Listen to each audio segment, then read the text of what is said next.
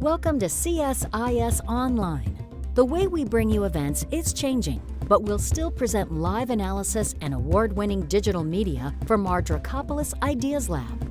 All on your time, live or on demand. This is CSIS Online.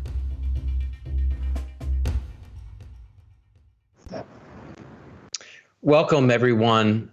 I am ecstatic to have with us here Congresswoman Stephanie Murphy. She represents Florida's 7th Congressional District in the U.S. House of Representatives. She currently serves on the House Ways and Means Committee, where she is a member of the Subcommittee on Trade and the Subcommittee on Worker and Family Support. She's also, and this is particularly relevant for this discussion, she also serves on the House Armed Services Committee, where she is a vice chair of the Subcommittee on Intelligence and Special Operations, and is also a member of the Subcommittee on Tactical Air and Land Forces. Welcome, Congresswoman. It is great to have you with us at the Center for Strategic and International Studies. It's great to be with you, Seth, and thank you so much to CSIS for hosting this event and for all of the incredibly in-depth and intellectual conversations that you have on such a broad range of issues. Well, great. You've got an incredibly diverse background. So I wanted to start off in part, if you could unpack a little bit your trajectory. Vietnamese refugee rescued by U.S. troops, later worked at the Pentagon post 9/11, ultimately became, as you are now, a U.S. Congresswoman. So how have your experiences shaped your worldview more broadly? I mean, what an incredible background. Well, I appreciate you saying that. I think it's fair to say it's a fairly unconventional path from refugee to member of Congress, but it's also a very much an American dream story. And, it totally does frame the way that I think about the work that I do today in Congress, and also the way that I think about what America's role on the world stage should be. But in the aftermath of the fall of Saigon and the end of the Vietnam War, my family, my mother had worked on a U.S. air base, my father had worked for the South Vietnamese government, and they found themselves among the Vietnamese people who were being persecuted by the new communist regime. They were rounding these people up and sending them to what they called re-education camp. And that was places where there was forced labor and a lot of people didn't make it.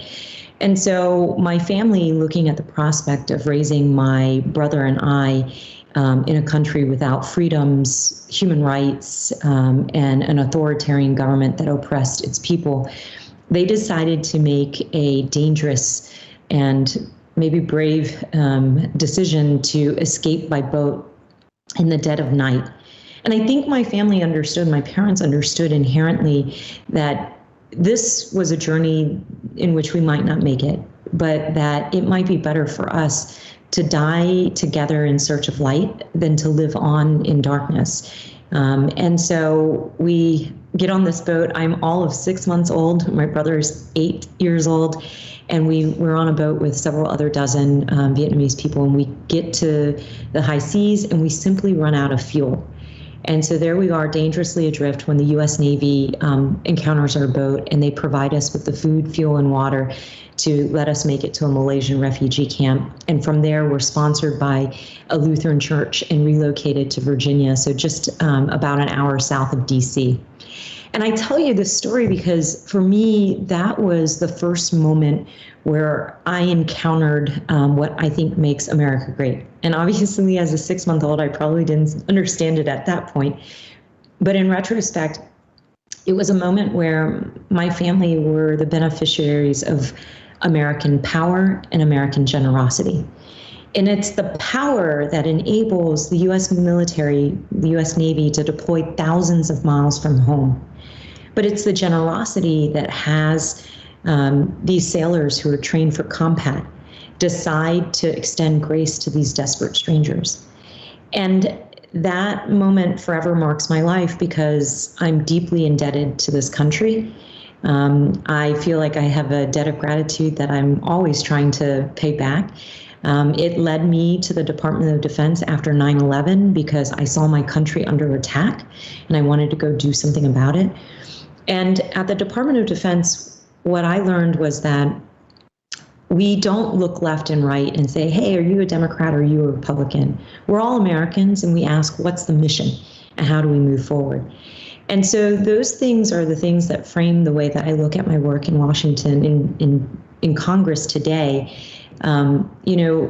Less about politics and more about people and what moves this country forward.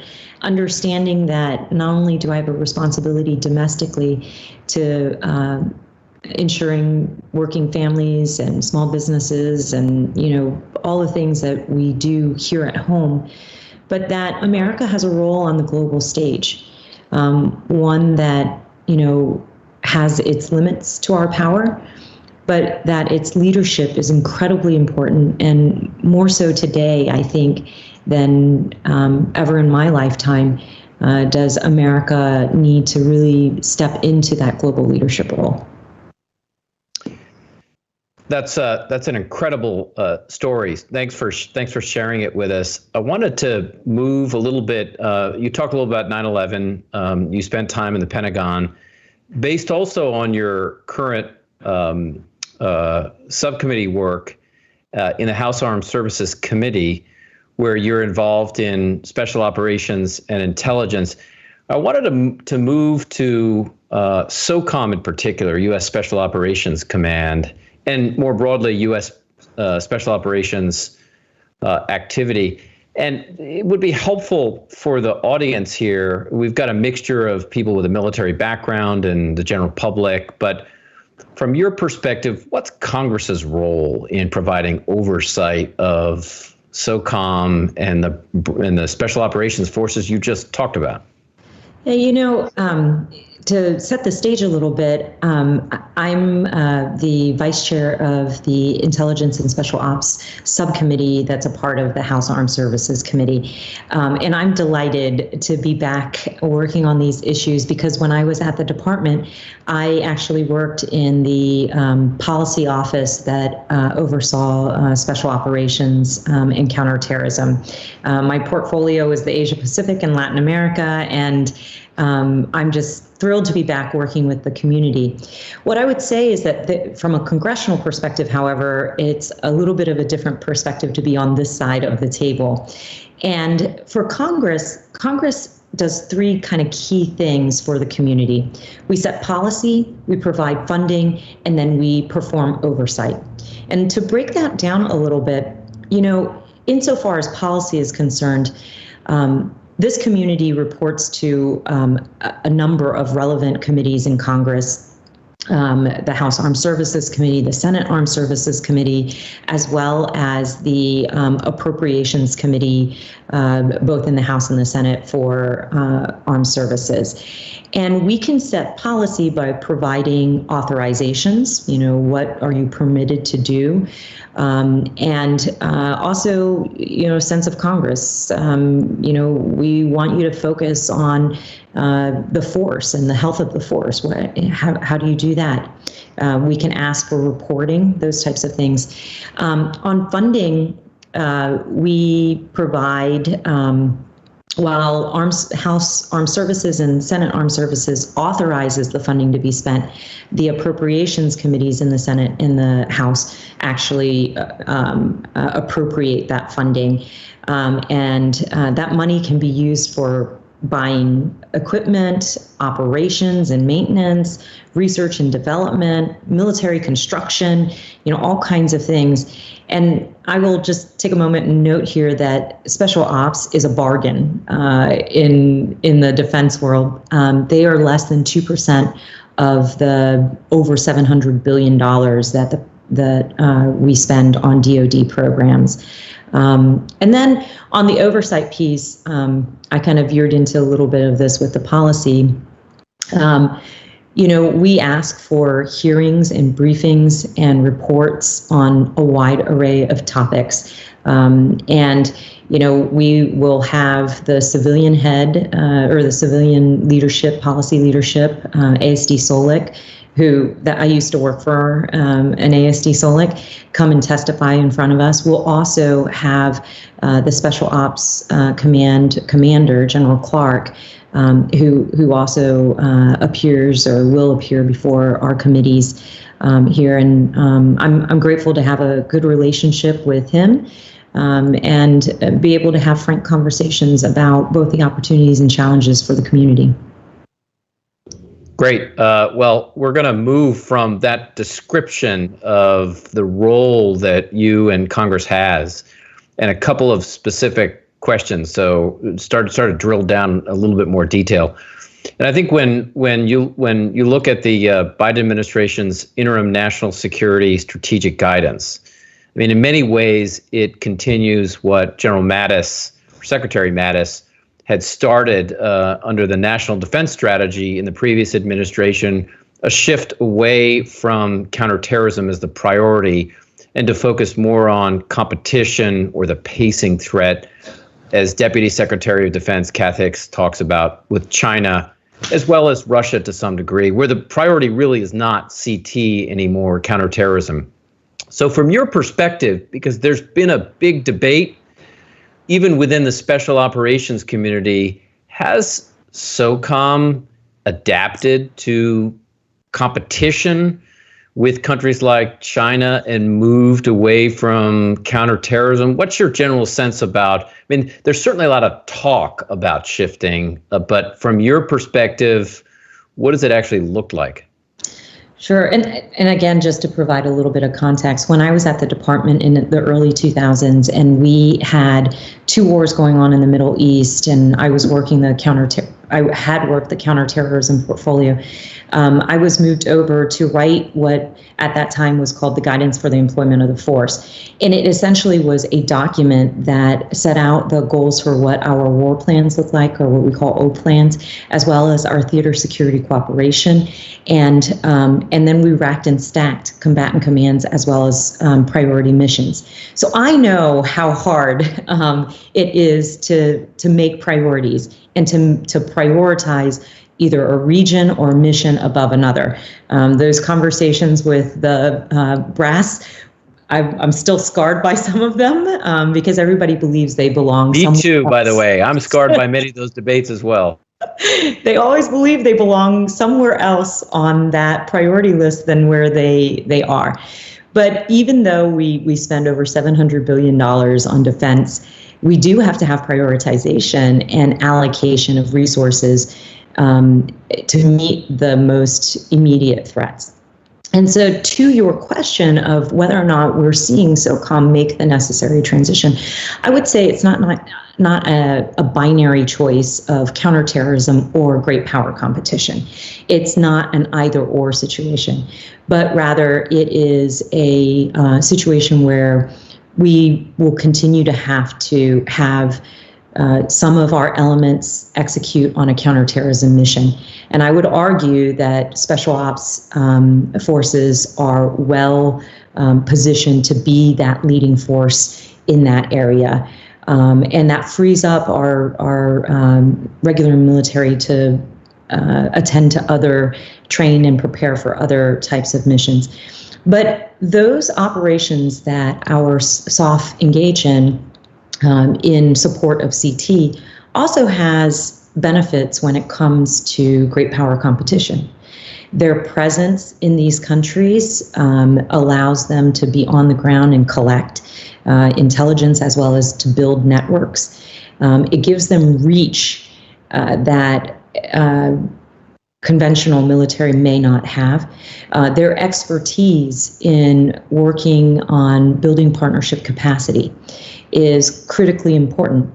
You're not just building capacity, you're building a sense of loyalty, I think, some interoperability capabilities, as well as the kinds of relationships that if things were to hit the fan on any one of these great power competitions, you have those existing relationships in a way that our competitors simply don't have. And then finally, they are really astute at they're experienced in proxy wars, right? And a lot of you could argue that some of the great power competition that we're seeing has not yet, thank God, hit kinetic point. What it is, where we are, is gray zone, and in the gray zone, often you're looking at proxy wars, and this force is well suited to advocate and advance U.S. interests in all of those areas. So I think they're doing a little bit of both.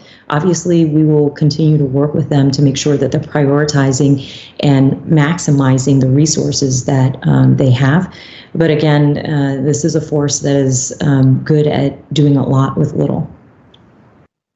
Certainly is. I wanted to focus on China, but just to support what you just noted from a number of countries, we certainly see the Iranians, the Islamic Revolutionary Guards, Quds Force in particular, active, as you noted, in working with proxies or partners in Lebanon, Hezbollah, the Iraqi groups that have been threatening American forces in Iraq, the Hashd al-Shaabi, Yemenis that the Saudis have complained about firing standoff weapons, and obviously plenty of other places. The Russians, as we've seen recently, with a heavy focus on GRU and Wagner Group, and this incredible UN report from a week and a half ago on Wagner and Russian atrocities in the Central African Republic. So you're definitely right. We're seeing a lot of gray zone activity from a number of these countries. But I wanted to touch base on China. And as you look towards the future, what's your sense about the special operations role in countering China? I mean, it's unlike what we've seen with the counterterrorism world, where it was the supported command. It's really a supporting effort to other forces. So how do you see special operations playing in the Indo-Pacific area? Yeah. So I actually was assigned out at the Pacific Command working in the operations shop back when we were doing Operation Enduring Freedom Philippines. And I'll start there as one footprint, one place in which special ops forces have for over a decade built relationships, established a presence, and have created that sense of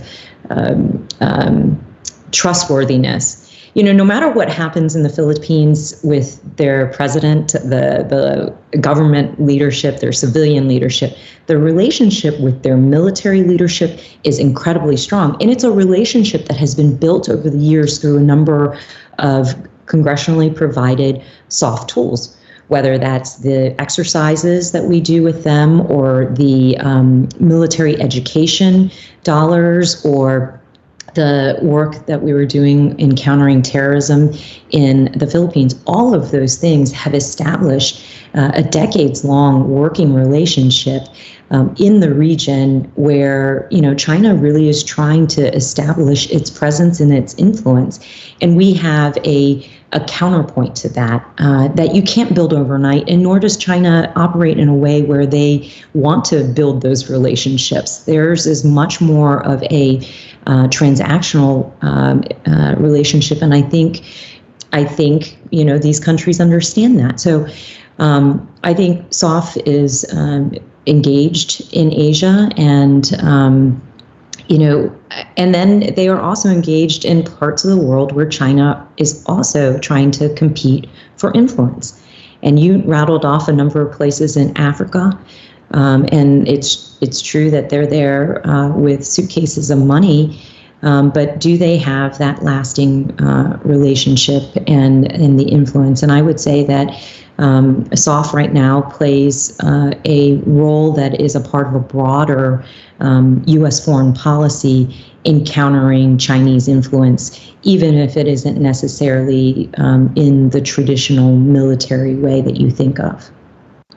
Yeah, it's worth noting for those in the audience that haven't watched it, if I think it's still the highest grossing movie in Chinese history inside of China is Wolf Warrior 2, which, I mean, it's not exactly a technologically savvy produced movie, but it is what's interesting is it's a Chinese special operator, not an infantry, a special operator in Africa that is fighting the Americans, not directly, but a private contractor. So it's symbolic, and it is the most watched movie in China. So I think that sort of supports it. Yeah. So one question, just moving on a little bit, there have been some challenges, and I think the SOCOM commander has been upfront about challenges within the special operations community that Congress has been involved in. So last year, partly for those in the audience for background, SOCOM and the ASD Solik, Assistant Secretary of Defense for Special Operations, provided Congress the results of a comprehensive review of soft culture and ethics, which identified some pretty notable lapses in leadership and accountability. And again, just to give context for those in the audience, there's a U.S. Army Special Forces major that was accused of murdering an unarmed Taliban bomb maker in Afghanistan. 2 Army Special Forces NCOs, non-commissioned officers, were convicted of smuggling cocaine from Colombia, Navy SEAL, and 2 Marines were accused of murder, manslaughter of an Army Green Beret in Mali.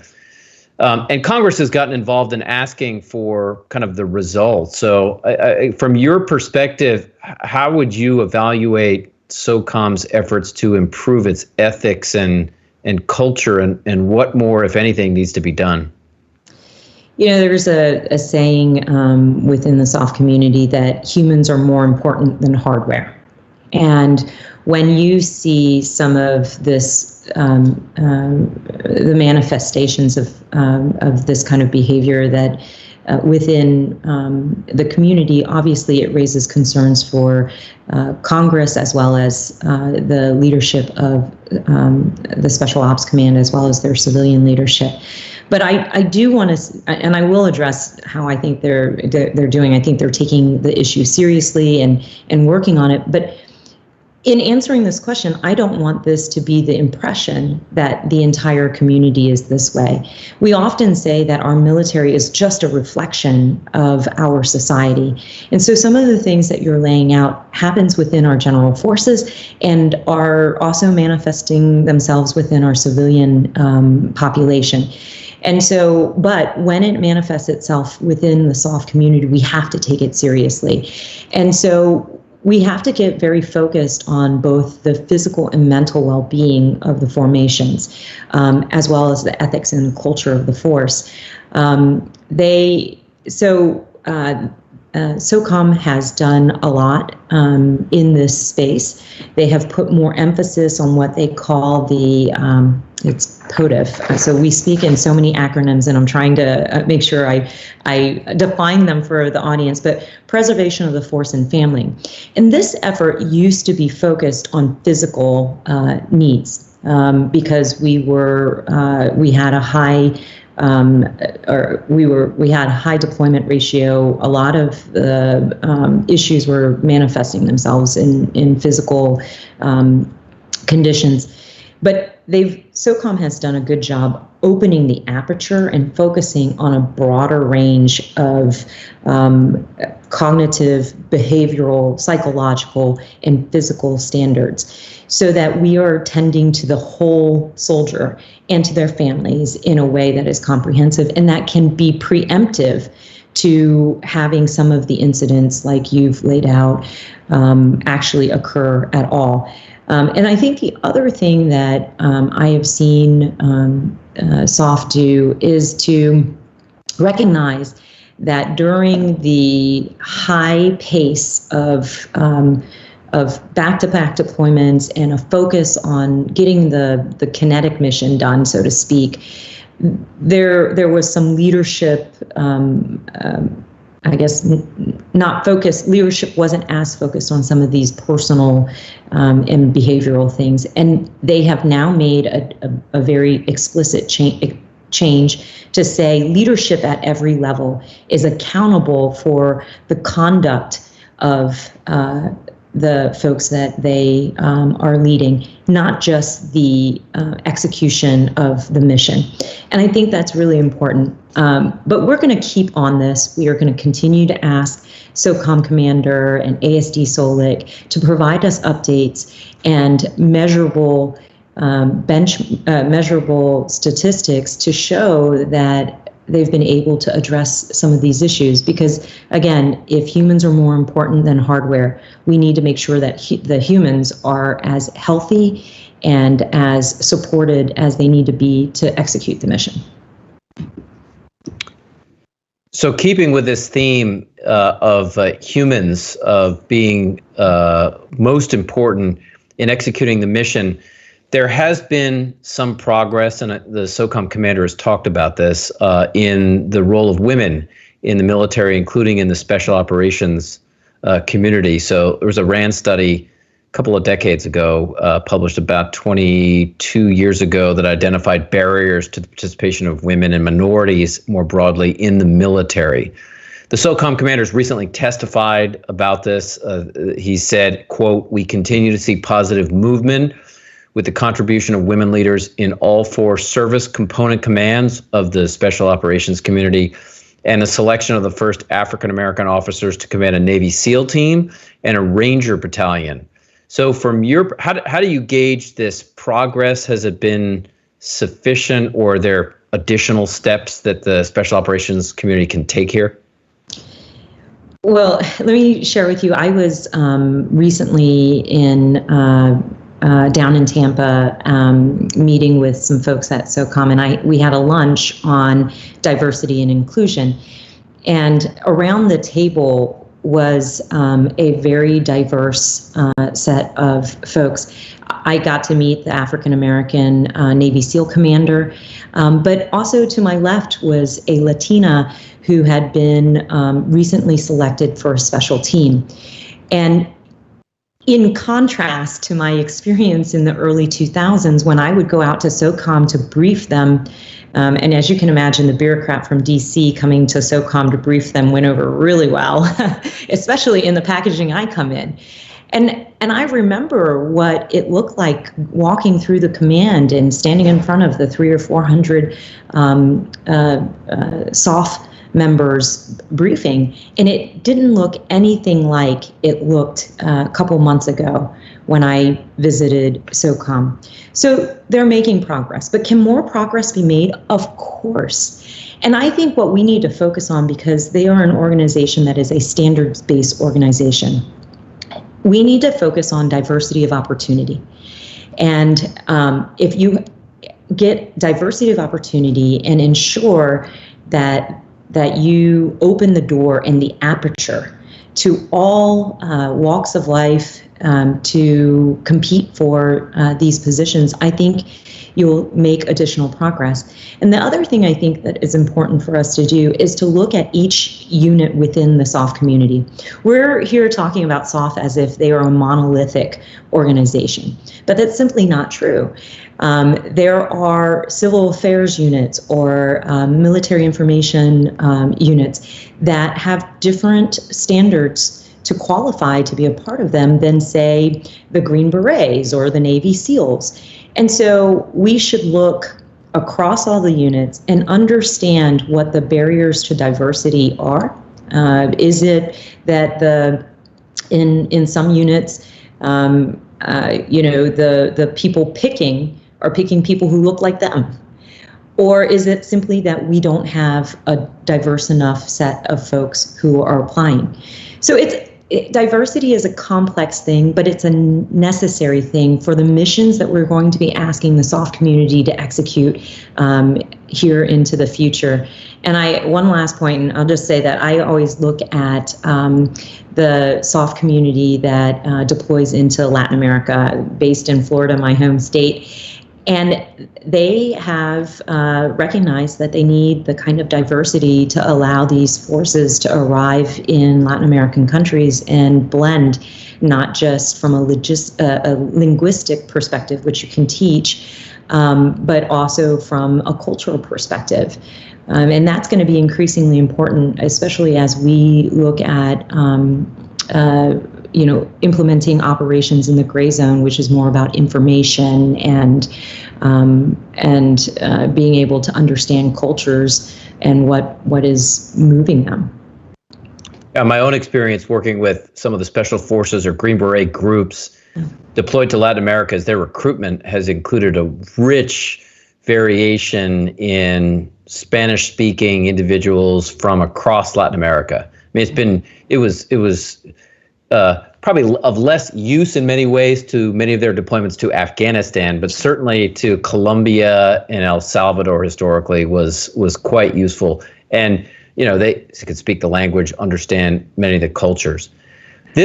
I mentioned Afghanistan, and we have a question from the audience about your reaction to the withdrawal from Afghanistan and any concerns that you have as the war looks like it's heating up. There's already been a war. In fact, there's been a war since the late 1970s, but there have been some concerns about Taliban advances on the ground. So any thoughts on the direction that Afghanistan is going and concerns you have, including about the impact on humans or even women's rights in areas controlled by the Taliban?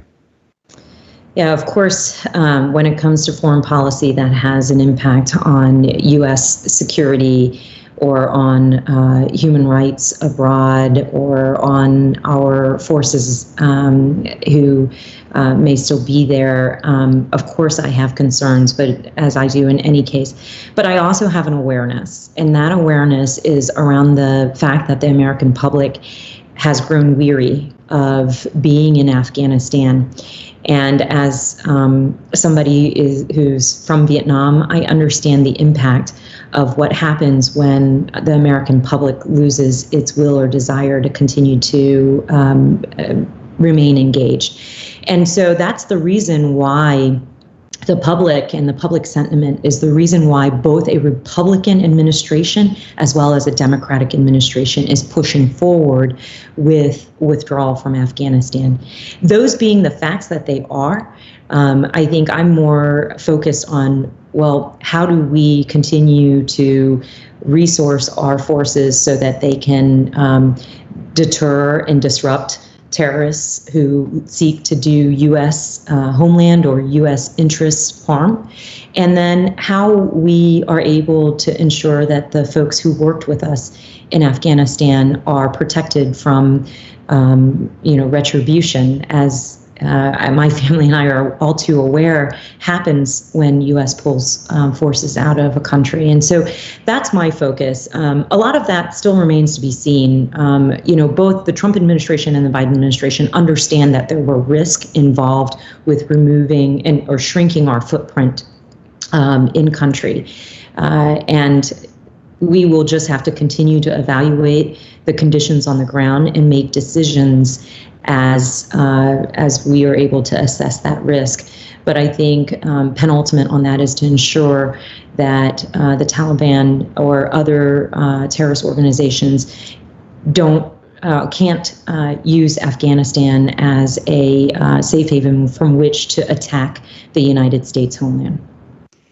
Well, this leads to another follow-up question, and by the way, on your point, and there's also been obviously a lot of discussion about trying to get the translators, many of which I worked with in Afghanistan, out and to protect them because they have given their lives and are under direct threat right now. So I know many in the military, including the special operations community, are very intent on protecting those that served with American forces. And I believe we will be taking a vote on that very issue here in the next few weeks in the House. So I'm fingers crossed that we can get this across the finish line on the Senate side and into law so that we can protect those very people that you've gotten a chance to know and worked with. Yeah, and I think it would send a message to others who want to work with us in the future that we will look after those that work with us. But one question that has come up, and this is a kind of a follow up on the Afghanistan one, is the role of the special operations community, because I know there are still some discussions about what role, if any, from the air, the special operations community might continue to have, the armed overwatch or over the horizon. And for those in the audience less familiar with it, continuing to fly drones, for example, like the MQ-9s from bases like Al Udeid and Qatar. Or there have been discussions about special operations operating under Title 50 Intelligence Authority. So I guess the question is, if there is, and there likely is going to be a continuing threat from some groups like Al Qaeda in Afghanistan, or if there's an expansion of competitors, the Russians, the Iranians, even the Chinese, what role should the special operations community have, if any, in Afghanistan moving forward? I believe that, the SOF community has the mission of counterterrorism, and insofar as Afghanistan poses a threat in that area, they will do that. What we have heard through testimony from Department of Defense officials and the Joint Chiefs who've come before Congress is that they believe they can exercise some of these missions over the horizon. But of recent days, we've heard a lot about what over the horizon really means. It means potentially an 8 or 9 hour flight if we can't get the cooperation closer in. And so I think it remains to be seen whether the strategy of conducting counterterrorism over the horizon is going to be effective. And I think the onus is on our military commanders to let us know, as members of Congress, whether this is working out for them or what other assets and resources they need in order to make that strategy work. Because at the end of the day, the political decision to withdraw from Afghanistan has already been made. And so now we have to monitor the situation, see whether or not we have the capabilities and resources to exercise the strategy of countering terrorism from over the horizon. And if we don't, then somebody needs to flag this for the political decision makers so that they can reevaluate where we are in this. Yeah, I think that's that discussion will continue to occur, and frankly, if we do continue to see Taliban advances on the ground, I think that we'll see more interest and discussion along those lines. I wanted to take a step back on the broader issue of counterterrorism just for a moment, and read a quote from the SOCOM commander who noted recently that over the past year, SOCOM has assumed moderate but acceptable risk in countering terrorism. He used the violent extremist organizations as we rebalance the force for modernization, readiness, strategic competition, all the issues we've already talked about so far. And the question for you is, do you share that assessment?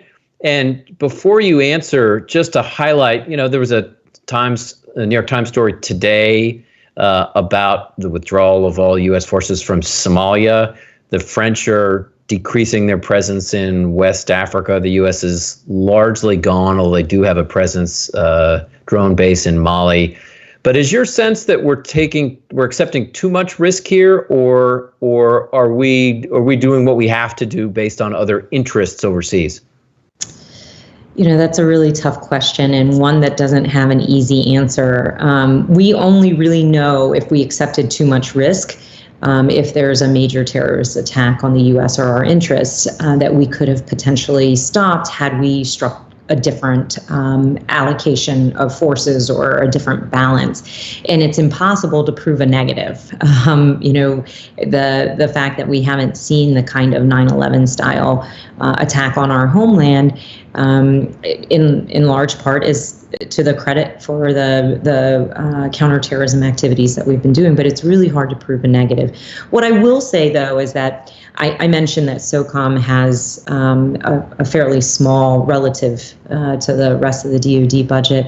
So they have 75,000 people, about $13 billion in defense spending.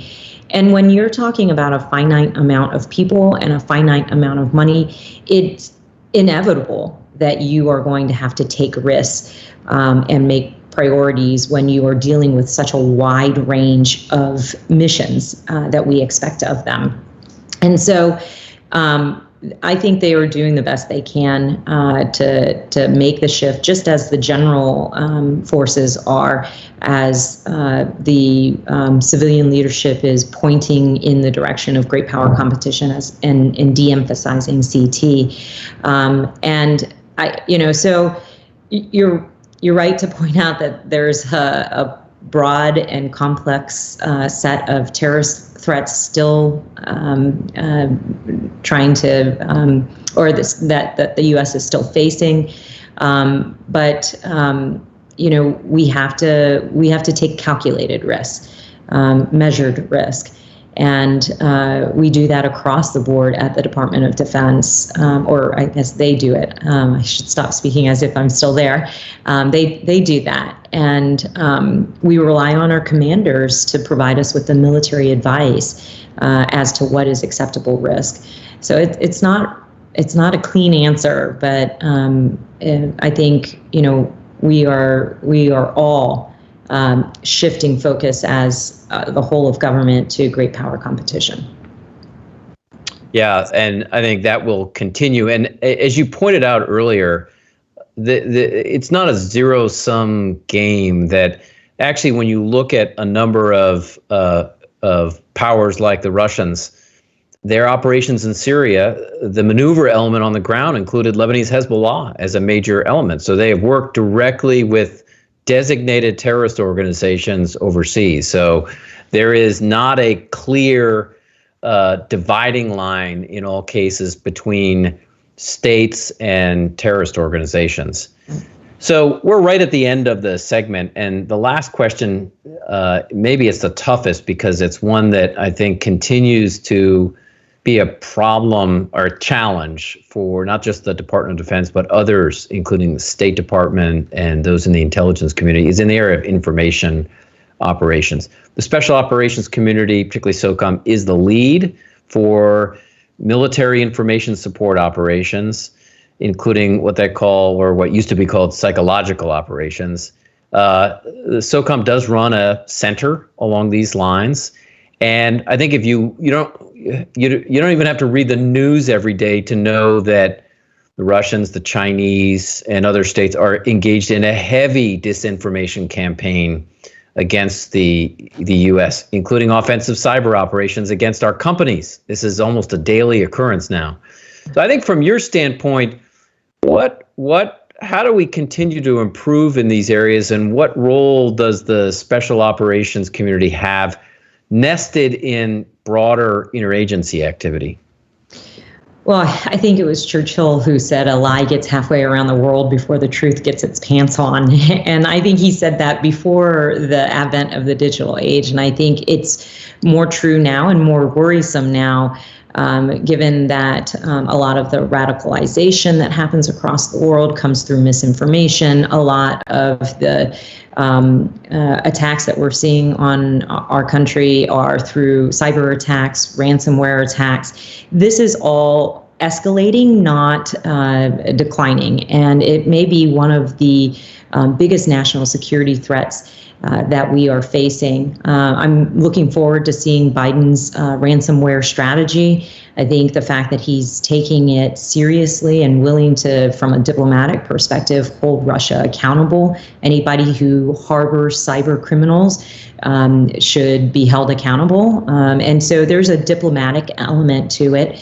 And there's an intel element to it. And there is this soft element to it. And I think the reason why SOF is involved in this, and I should say that I got a chance to visit the JMWIC, which is that center that you're talking about, the Joint Military Information Support Operations Center. Again, another long acronym.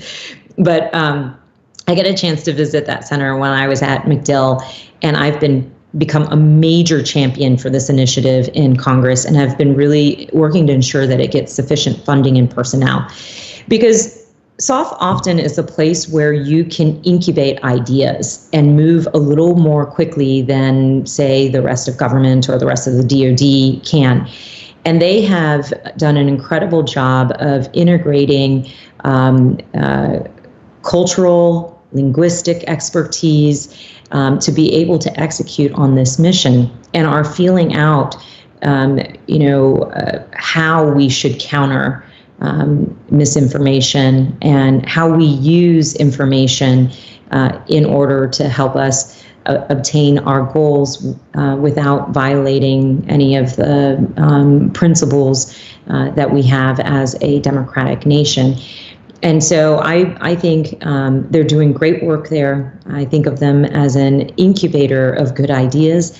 And when this threat is evolving so fast, we need to have a whole of government approach, everybody throwing everything against the wall to see what's the best approach.